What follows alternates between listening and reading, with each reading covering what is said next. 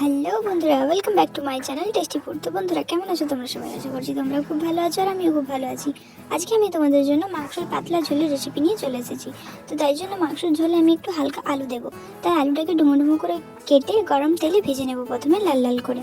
তো অলরেডি আমার আলুটা ভাজা হয়ে গেছে। এবারে ভাজা আলুটাকে আমি তুলে নেবো কড়াই থেকে। এবার ওই কড়াইয়ে একটু তেল অ্যাড করব। এবার তেলটাকে গরম হওয়ার জন্য ছেড়ে দেবো। তেলটা গরম হয়ে গেলে এই তেলের মধ্যে চিনি অ্যাড করব। যতক্ষণ না চিনিটা লাল লাল হচ্ছে ততক্ষণ ওয়েট করব। এবার চিনিটা লাল লাল হয়ে গেলে তার মধ্যে তেজপাতা, জিরে আর শুকনো লঙ্কা অ্যাড করব। তারপর ওইগুলো ভাজা ভাজা হয়ে গেলে কড়াইয়ে পেঁয়াজটা দিয়ে দেবো। পেঁয়াজটা দিয়ে লাল লাল করে ভেজে নেব। চিনিটা দেওয়ার কারণ একটাই, যে মাংসের ঝোলের কালারটা কিন্তু মাস্ত আসবে, সেই জন্য। তো পেঁয়াজটা আমার অলরেডি লাল লাল করে ভাজা হয়ে গেছে। এবার হালকা নুন দিয়ে দিলাম। এইবার কড়াইয়ের মধ্যে দিয়ে দেবো বেটে রাখা আদা আর রসুন, দিয়ে ভালো করে নাড়িয়ে নাড়িয়ে কষিয়ে নেব। তো চলো বন্ধুরা, ভিডিওটি যদি তোমাদের ভালো লেগে থাকে অবশ্যই লাইক, কমেন্ট, শেয়ার এবং সাবস্ক্রাইব করে দিও। মশলাটা কষতে দিয়ে একটা বাটিতে আমি হলুদ কুটো, লঙ্কা কুটো আর জিরে কুটোতে জল দিয়ে পেস্ট বানিয়ে নেব। তারপর ওই মশলাটার মধ্যে এই পেস্টটা অ্যাড করে দেবো। এইবার এটাকে আরও ভালো করে নাড়িয়ে নাড়িয়ে কষিয়ে নেব। এইভাবে মশলাটাকে 5-7 মিনিট ভালোভাবে কষিয়ে নেব। আর এইদিকে মাংসটা আমি ভালো করে ধুয়ে তার মধ্যে হলুদ, লঙ্কা আর হালকা সর্ষের তেল মাখিয়ে রেখেছিলাম, আর সাথে নুনও দিয়েছিলাম। তো এইভাবে আধা ঘন্টা ঢাকা দিয়ে রেখে দিয়েছিলাম মাংসটাকে। তো এইবার সেই মাংসটাকে কড়াইয়ে অ্যাড করব।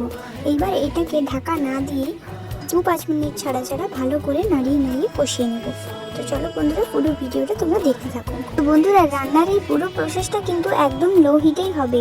আর মাঝে মধ্যে ভালো করে নাড়িয়ে নিতে হবে তল পর্যন্ত, যাতে তলায় মাংসটা লেগে না যায় কড়াইয়ে। এইবার আমি একটা টমেটো অ্যাড করলাম। এবার টমেটোটা অ্যাড করে আমি ভালোভাবে আরও কষিয়ে নেব মাংসটা কিছুক্ষণ ধরে।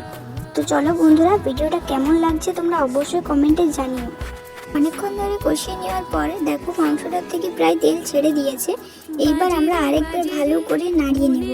এবার দেখো মাংসটা প্রায় কষা কমপ্লিট। আমাদের আলু, চিকেন পুরোটাই সব সেদ্ধ হয়ে গেছে। এবার যদি তোমরা এটা চিকেন কষা করতে চাও তাহলে এখনই নামিয়ে নিতে পারো, আর একটুখানি জল টল অ্যাড করে নামিয়ে নিতে পারো।